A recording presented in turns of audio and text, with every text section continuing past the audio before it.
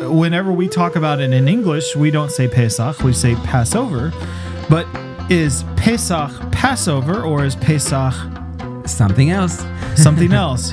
The earlier we go, we see a different meaning of the Pesach. They chose the word in Greek for protection. I will protect, not pass over, protect, which is closer to standing. You're not going, the destroyer cannot go in because the Lord is standing on the door. Grafted into this faith, you're being protected by the same God. You're not going to be forsaken. He's going to stand guard because of the blood of the Lamb. You're listening to Pod for Israel. For more information, go to oneforisrael.org. Okay, I want to welcome you to another episode of Pod for Israel. I have with us again Dr. Golan Broshi.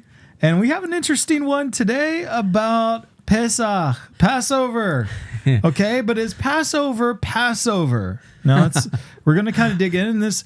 There is really, it's gaining more and more steam every year in a way, but inside of the Israeli academia, there is a debate on what is the meaning of Pesach. Of the word, yeah. Okay, now the root word. Now, basically, whenever we talk about it in English, we don't say Pesach, we say Passover. But is Pesach Passover or is Pesach something else? Something else. Okay, so again, this is a theory. Okay, this is a new theory. This is something we've been hearing, Bar Ilan, a bunch of different universities, and Golan studied into it, and it's a very interesting perspective. So we want to share with you a little bit of a study into some Hebrew language, okay? Some of the and by the way, it's not here. A coincidence that we're talking about this holiday because it's just around the corner, right? Yeah, Passover is right around the corner. I really am super excited, Golan, because we have a really amazing video that we're going to be releasing this year. It's about Passover and the Apocalypse. Wow. Which is quite a clickbaity title, but it's quite interesting. What's the connections? I think we always think of course, our Passover lamb, Yeshua the Messiah. We see that. That's what we celebrate every year. But did you know that inside of the Passover story, inside of the plagues of the Exodus and the whole Passover redemption, okay, the Exodus redemption, is actually prophetic, is actually speaking to the end times events of Yeshua's return. Yep. That's a little bit of a mind blower, so I don't want to spoil it. I don't want to, no spoilers here, but that's kind of a little teaser. It's, we're going to be shooting it this next week. I'm super excited. But it's on top of that, we're doing this not just in English for you guys, but we're also going to be releasing it in Hebrew. Wow. And something you guys be praying during this time as we come up upon, celebrating Resurrection Sunday and celebrating what our Messiah did on the cross and looking to that day during this Passover season. It's important to also have a heart of intercession because, guys, this is one of the greatest times for us to be able to share the gospel. And so here in Israel, but also around the world with your Jewish friends and neighbors and the people that you know, to be able to share the hope of the gospel, the actual meaning of Passover itself and of this whole holiday, Pesach holiday, it all speaks and just screams out about our Messiah, Yeshua. Yeah, and the first question we can ask is, why did God choose to crucify, to get the Messiah crucified in this season, in Passover? Why not Yom Kippur or a different holiday? Right. Why Passover? Why was it so important the Messiah would be crucified at Passover? Why this holiday of all the holidays in the Old Testament, in the Tanakh, in the Bible? I think it all centers around the blood of the Lamb. The blood of the Lamb, exactly. And that's exactly what John the Baptist, Yochanan HaMatbil, John the Baptist said when he saw Yeshua. He said, that's the Lamb. Now the Lamb could be either the Lamb that was promised to Abram instead of Isaac, right? Or of course the lamb of Passover that is still mentioned every Passover Haggadah in every household. Right. So let's jump into it. Go on. You got some really interesting stuff that we've been talking about today. So let's go to Exodus. Yeah, let's go to Exodus chapter 12 when everything is going on there. Everything comes down there. And I want you to read a few verses, a couple of verses, please. I want you to read Exodus chapter 12, verse 13 and 23. 23. And then we'll ask a simple question concerning these verses, 13 and 23.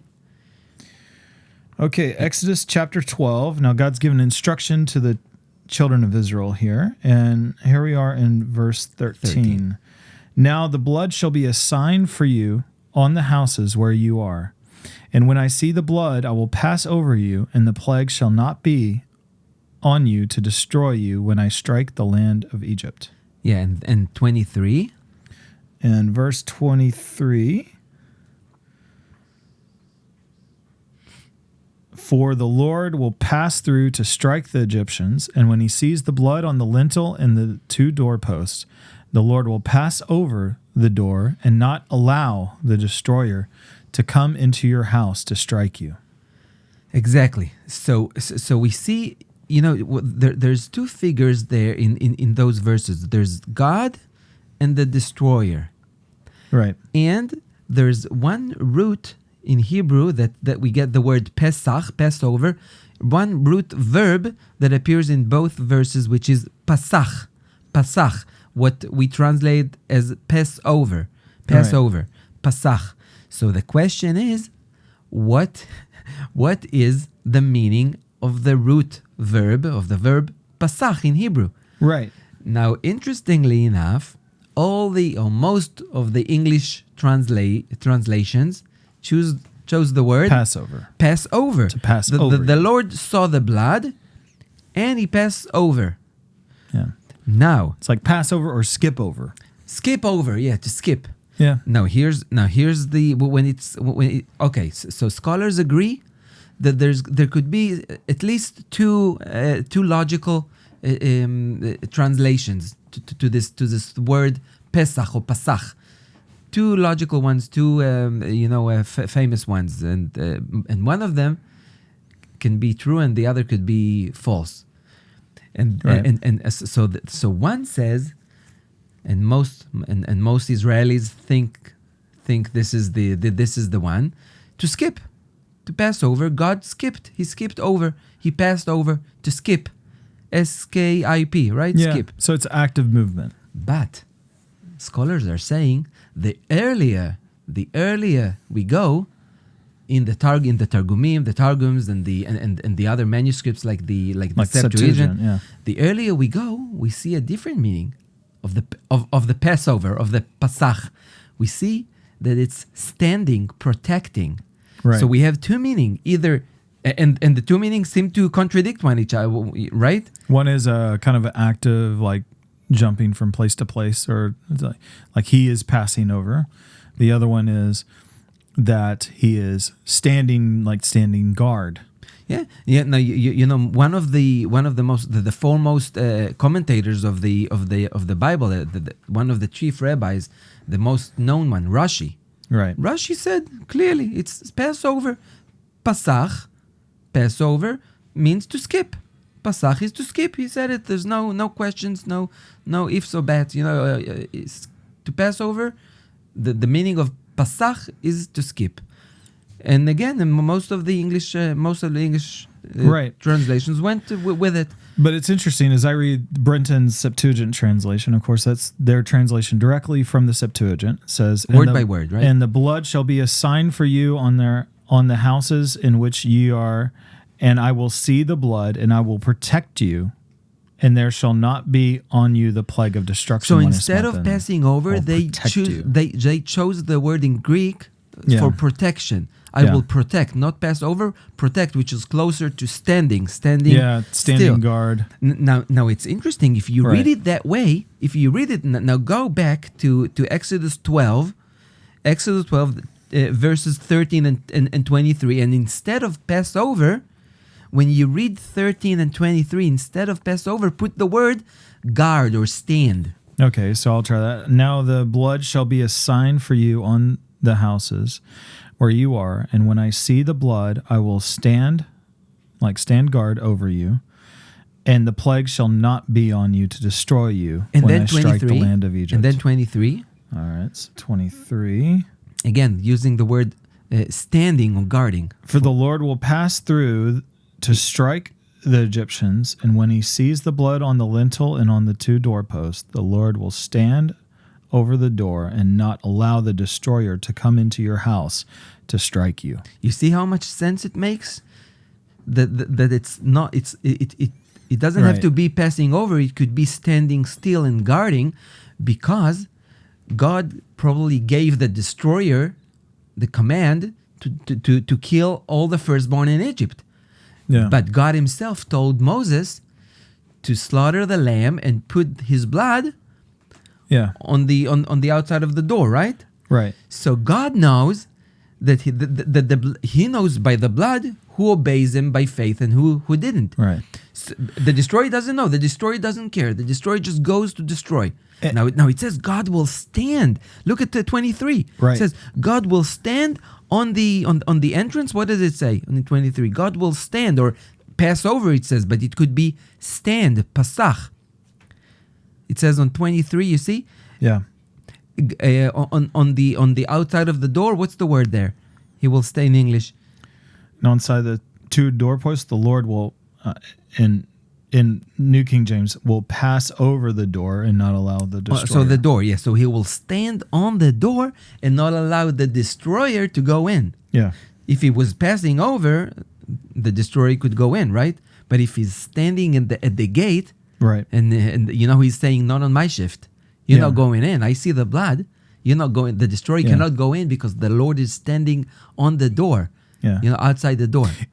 And just to clarify, guys, this isn't changing a new theology here. This is just kind of like, it's interesting to kind of look into the Hebrew and to see these things here, because either way you leave, if you read it that the Lord is passing with the destroyer, saying, don't go in here, move on, or if he is standing guard, both of them, we see the atoning work of the blood covering the house. And again, the blood of Yeshua covers us from the judgment. Yeah. Now, of sin. What do we do when we want to study, when we want to do a word study? Right. We're looking for the same root. The Hebrew words are made by roots, usually a 3-letter roots, like Pesach, right. Passover, Pesach.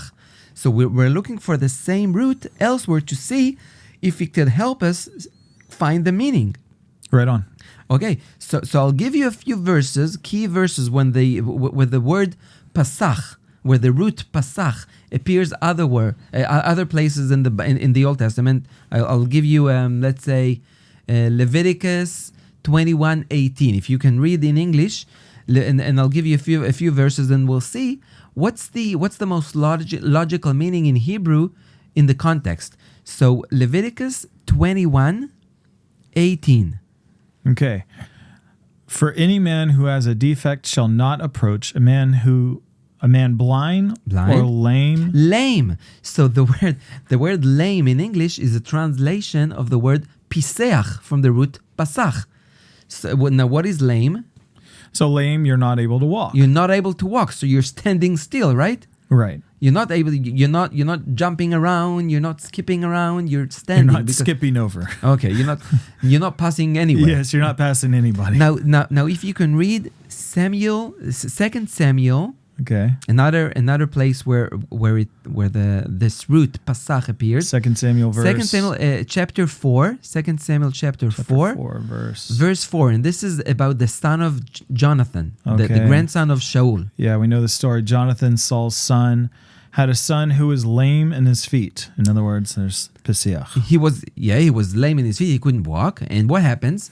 He was 5 years old when the news about Saul and Jonathan came from Jezreel, and his nurse took him up and fled. And it happened as she made haste to run away that he fell and became lame. He became lame. Again, in Hebrew, the same root for vayipasach. From the root pasach, he became lame. He became piseach. From the root pasach, he couldn't walk.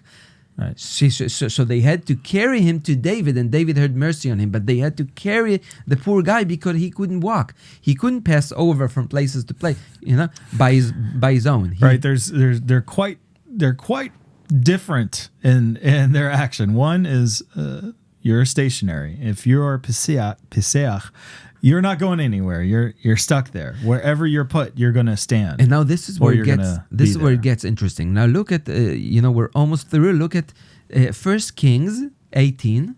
1 Kings 18, another place where this root appears, because it doesn't appear a lot of places. 1 Kings chapter 18, verse 21, about Elijah, in Mount Carmel. Right. What happens there? Okay. And Elijah came to all the people and said, "How long will you falter between two opinions? If the Lord is God, follow him. But if Baal, follow him." But the people answered him not a word. So the key word is falter. Now, when you read falter, and it says poschim from the root Pesach, Passover. So again, when you hear falter, what do you think in English? What does it mean? To falter is, I guess, to fail, or basically if you falter, you fall down, right? You fall down. Now, I guess what Elijah is telling them is you can't They're stand, stumbling between. but I see it as you can't stand with one leg at the Baal and one leg at God. You have to choose. You can't worship two lords. Right. But what does he say? This is also Pesach. So again, he says falter is posech, poschim.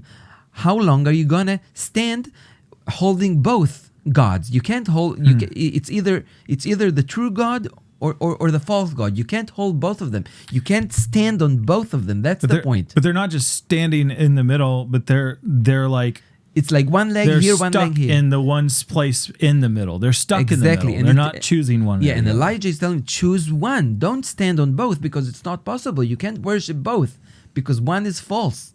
But it really is to stand still. Not to move, to stand immovable in the middle between. Now here's where it gets really interesting with the Greek, with the Septuagint, because if you read Isaiah 35,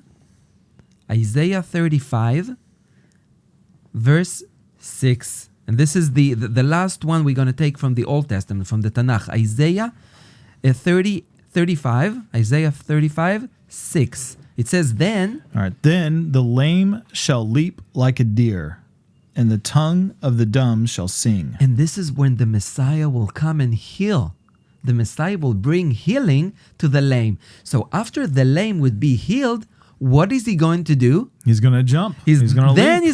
Then he's going to pass over. Then he's going to leap. But before, when he's Pesach, when he's what's the word in Hebrew when he's lame? Lame. Then the lame shall leap. And the word for lame, Isaiah uses the word Pesach from the root Pesach. So the lame cannot leap unless he's being healed. Only after his legs are restored, then he can pass over. Then he can jump. And now here's what's fascinating: that in Acts 14, and that's the last one I'm asking you to read. In Acts 14:8, Paul is healing with the grace of God. He's healing a crippled man, and he's using the same words that Isaiah is using in that chapter. So it's Acts 14, verse 8, if you can read it. All right. And in Lystra, a certain man without strength in his feet was sitting, a cripple from his mother's womb, who had never walked. Now stop. Never walked. The same word in Greek. Paul is using the same word in Greek as the Septuagint for Isaiah, for the lame. So he could not walk. He was lame. He couldn't walk. Now read on. What happened? Okay, so Paul, what does Paul do? This man heard Paul speaking. Paul observed him intently, and seeing that he had faith to be healed, said with a loud voice, "Stand up straight on your feet." And he leaped and walked. And he leaped is the same word in Greek that used in Isaiah, that he will leap after he's being healed. So it's like Luke. When Luke wrote it, he thought about this verse from Isaiah and used the same words for Pesach, for lame, and for leaping as a contrast to the lame. So you cannot leap unless you're being healed. A lame person cannot jump and pass over and leap. Right. And that's why scholars believe that the word Passover is actually standing, guarding, taking a stand and guarding. Yeah. Right. So it's not lame. It's not that God will make himself lame. No. Over It just you, means he protected. He stood and he didn't let the destroyer in the house. So he wasn't passing over the house. He was standing and saying, "You're not going in." Right. I saw the blood. They obeyed. They took they took the lamb, the perfect lamb, by the way, 1 year old, perfect lamb, without a bone broken in him, not a bone broken, and they slaughtered him and put the blood on the posts of the door. Right. And God saw that. And he chose to rescue, by the way, not only the Jews, not only the Israelites, because we know who went out with the Israelites into the desert. The mixed multitude. Exactly. So it could be that among the Egyptians or the nations that live amongst them, there were non-Jews that obeyed this commandment, right. and God saw the blood. You know, right. and all through the Bible we such see a beautiful story. Yeah, all through the Bible we see Gentiles that are believing God. You know, what was the last holiday we just celebrated here in Israel? With those cookies that we love that are in the shape of the Hamantash. Yeah, well, how do we call that holiday in English? Purim. We call them Purim, like we call it in here. Now, even there in the book of Esther, you know, when Haman is returning home, really angry at Mordechai, right? His wife tells him, his wife Zeresh tells him something really smart, and he should have listened to her. He tells her, if Mordecai is from the seed of the Jews, you're gonna fall, Haman. I'm sorry, you're my husband, I respect you, but you're gonna fall. You know, because probably Zeresh, as well, like Rahab, right, and Ruth, and other Gentiles knew that there was something special about the Jews and their God, and she tells Haman when he's mad, she tells him, "Don't touch him, don't touch Mordecai. If he's Jewish, you're gonna lose." And wow. and Haman he gets more upset. He doesn't listen late to her. for that guy. Yeah. He was much more mad. So again, we see that what important is that they obeyed by faith, and the blood of the lamb signal God to protect them. Either way you see it, you're seeing that God protected his people. That Passover was about the covering and about God stopping that plague for his people. And one of the things that we talk about in this new video out is basically what's the purpose in the plague? What was God trying to speak inside of it? Even what's the purpose in the plagues to come, and that we look at, you know, in the end time events. And as these things will be poured out, is it just God angry coming to smite? Or is God actually coming to bring a harvest? Is he coming to turn the remnant who will have ears to hear in that time? Yeah, and that's as you kind of look at this new and afresh, it changes your whole perspective on that. Yeah, and you know that there's so many similarities between the first Passover, the first Pesach in Exodus 12, and the final Passover, the most important Passover 2,000 years ago with Yeshua. And I'll give what was the last plague that the Egyptian got? What was the last one? The 10th. Well, the last one was the death of the firstborn. The death of the firstborn. And what are we saved by? By the death. By the death of the firstborn. Yeshua. Yeah. The firstborn from the dead, he's called, right? Yeah, and he's the first fruits of the resurrection as well. God took out his firstborn for our sake. Right? Mm. So, but there's so many similar, and it's not a coincidence that God chose that the Messiah would be crucified on that day. And as we said, the first time John the Baptist saw Yeshua, the first time we hear about it, he knew, he got it because he was waiting for it. I think of this whole thing here, and it reminds me of the verse, "He who keeps Israel never slumbers nor sleeps." You know, and you kind of see that. You see that picture of God standing guard. And you know, the other thing is, especially back in the day, if a guard was to leave his post, he would be executed. You know, that's what was. There was such a commotion about when the guards were sent to guard Yeshua's grave, and when the stone was rolled away and the angel came, and you know, like they ran away, they were scared. They were scared not just about what happened had freaked them out, but they knew that their life was on the line. So you're telling me God is not going to divorce Israel. He's not going to forsake Israel. No, he's not running away. And so here's the good news. If you believe in Israel's Messiah, you're grafted in. You're protected as well. Amen. You're grafted in. I don't care. I don't care where you are. Yeah, for what ethnicity you come from. If you're grafted into this faith, you're being protected by the same God. You're not going to be forsaken. He's going to stand guard because of the blood of the Lamb. It's awesome. Because your faith, right? That's awesome. So again, this is an incredible season that we're coming into. We just finished Purim. Yeah. And again, miraculous salvation. Yeah. Of one courageous queen that came out of nothing, became the queen of the biggest empire in the world. This Jewish orphan girl named Esther. Right on. And remember, what did Mordecai tell her? Esther, if you're not going to go to the king, if you're not going to do something, if you're going to hide your identity, if you're going to deny, right? Yeah, there's going to be a deliverance out of somewhere else. Yeah, as if he's saying God is going to bring deliverance out of somebody else. But what? But your name, Esther, you're going to bring shame to your family name forever. Mm-hmm. How are people going to remember you? And it really, just thinking through this season, through this time, with all the troubles, with all the things that we've all been dealing with, and the controversy and the things that shake this world, we're not to be shaken. No. We're to stand firm. We're to stand Why? firm. Because on the lampposts of our heart, there's the blood of the Messiah. And this is a time that's beautiful, with the story of Esther, to remember, do we want to be cowardly? There's actually a lot that's spoken, in the book of Revelation and all through the scripture about the cowards. Esther was not a coward. She had her doubts. Bold. She had her doubts. All of us are shaken. Yeah, but she came through.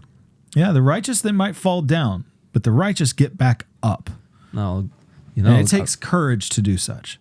Esther and Mordecai, they were Jews in Persia. Yeah. And now my father's side of the family came from there. That's awesome. So just can you imagine what happened if Haman would have killed all the Jews? Yeah, we wouldn't be talking with you today. After more than 2,000 years, the parents of my father came from there. But it's amazing when we look at these stories, when we look at these great acts that God did. This is beautiful for us to share the gospel. So are you going to be one like Esther, to stand up boldly and to take your part in the story of salvation? Are you going to take your part to share boldly and to bring life to those around you? Or are you going to back into the corner? And I pray that you boldly share. Like John the Baptist when he saw Yeshua and wouldn't deny. And like the disciples of Yeshua that wouldn't, after he rose and gave them the power, the Holy Spirit, they wouldn't deny him. Amen. They told the Sanhedrin, who should we listen? You or God? Right? They wouldn't deny him after. So again, we want to, of course, encourage everybody to remember that we were saved by faith, through grace, through the blood of that Lamb. And God sees the blood and He's standing and protecting. Our faith is protected, right? Amen. So again, before we finish, you just want to remind people that what's coming? Well, we got some exciting series that are coming out. Again, this is going to be in English for you guys. I really pray. I think you're going to be blessed by it, but also in Hebrew. So we need your prayers, guys. We're really building up a One for Israel frontline prayer team with a lot of exciting things that are going to be rolling out to have you guys be able to engage with us in prayer. But right now, pray for Israel, pray for the Jewish people, pray for the Jewish people that are in your neighborhood around you, that their eyes would be open in this season. This is a season of salvation. Many people come to faith during these biblical holidays, because God designed these holidays to point to our Messiah. He designed them all to point to Yeshua. And so we see that every year, but I especially just ask you guys, will you start to commit to prayer for the Jewish people, commit to prayer for Israel, and be a light in your communities? Use the this cool stuff that we're talking about. This is fun conversation starters that can bring, kind of be able to naturally bring up the conversation of faith, and do that. Be bold in this season. By the way, every day we hear of new Israelis. Most come from religious background that are hearing the news about the Messiah. Yeah. And their eyes are being opened. Yonatan just shared with us this morning, there was 3 more Israelis that we can be praying for that have really been battling their, all 3 of them believe in Yeshua. They're excited about Yeshua. But, it's a lot a lot of them are in that valley of decision. They're counting the cost at this point. Each three of these people are from Orthodox backgrounds, and they know that when they take the public step, they're facing... It's going to cost them everything. They're going to, many of these Orthodox families, their family, you're dead to them. They literally sit Shiva. Like, Shiva, they basically, which is what they do to mourn a dead person. So, I mean, this is, we need a lot of prayer for the seekers who are going to come across the gospel in this season. We're going to be doing a big campaign you guys can engage in, but also we need a lot of prayer for the new believers to stand strong and to maybe take that step out and share the hope that they have in Yeshua. And so, I need a lot of prayer for the body here, and we're praying for you guys, praying peace in you guys, and pray you guys have a blessed week. God bless you guys. Amen.